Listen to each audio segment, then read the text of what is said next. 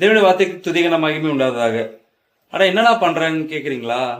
ஒன்றும் இல்லைங்க, வீட்டில் டீ போட்டுட்டு இருக்கேன். ஸோ இந்த டீயில் பார்த்தீங்கன்னா எவ்வளோ பால், எவ்வளோ தண்ணி, எவ்வளோ டீ தூள், எவ்வளோ சர்க்கரை, இதெல்லாம் நான் சேர்த்து பண்ணிட்டு இருக்கேங்க. இதை வந்து என்ன கேட்டால் சொல்லுவேன், இது இவ்வளோ போட்டிருக்கேன், இவ்வளோ போட்டிருக்கேன்னு சொல்லுவேன். ஆனால் நீங்கள் பார்க்குறவங்க இது உங்களுக்கு டீயாக தான் தெரியும், எவ்வளோ போட்டிருக்கேன் உங்களால் சொல்ல முடியாது. அதே போல தான் தெய்வம் வந்து சகலத்தையும் சிருஷ்டித்திருக்காராம்.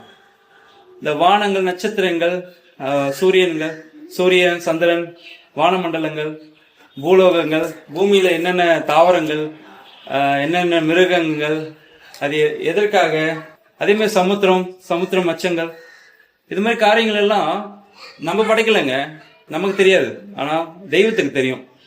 அது எல்லாமே நம்ம அறியணும்னா வேதத்து மூலியமா அறியலாம். அதுக்கு நம்ம தேடுதல், தியானித்து, ஆராய்துன்ற ப்ராசஸ்ல போனாதான் அதை அறிய முடியும். இப்படி